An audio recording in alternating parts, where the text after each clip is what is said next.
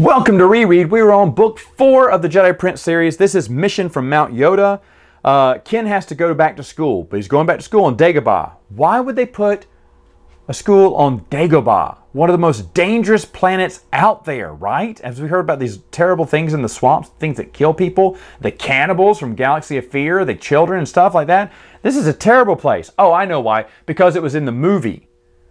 That's why we have to put Dagobah in the storyline. But they don't stay on Dagobah long, because as Ken is attending his first day of school, he goes into the Millennium Falcon to say goodbye to all his new friends. But he gets himself trapped in a cargo hold in the Millennium Falcon. He's trying to, hey, someone let me out in here. And somehow he tips over, or crates tip over, and they bust up some wires around the Millennium Falcon. Now this is going to damage the Millennium Falcon so bad, that when they finally make a landing on Doros and discover Ken was in the hold, that the salesman's looking at the Millennium Falcon and go, hey, for the price it takes to fix all the damage done to your Millennium Falcon, I guess that Ken did by tipping over a cargo thing, he said, you may as well get a new ship. And of course, Han is not going to do that. He wants to fix his old gal back up. You know, but I was like, man, it was like one crate hit. That's where all the sensitive wiring was or whatnot. That was weird. And that Ken couldn't find anyone. I was thinking, what's going on? So he was supposed to be going to school, but oh, he comes along for the adventure here. Now, when they land on Doros, they discover that Triclops is being kept there. And like, who's Triclops? And they find out that's the real son of the Emperor with the third eye in the back of his head. Because, you know, that's what cool people look like. Anyway, and this is the other thing, another underutilized character is Define, who is a Defel. He's a Defel, one of those shadow werewolfy creatures. And he is the warden of the prison, of which Triclops escapes. Because Triclops escapes and he meets up with Han, Luke, and Leia. He tells them who they are. He's honest. He says, I'm the Emperor's son, Triclops. So, you know, I just escaped this prison.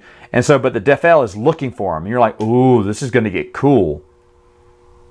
And they never follow up that story. They just thought, hey, I guess because they saw West End Games, they saw a bunch of these other characters, said, ooh, Defels look fun, but let's not utilize him too much. Let's just say he's on the hunt, but we never can. He comes back later on for some stupid trial that's in the last book. But that's all he does. There's no, I thought, oh wow, is there a fight between the Defel and someone? Because I thought there'd be a showdown fight that I forgot about. No, I didn't forget about it. It never happened.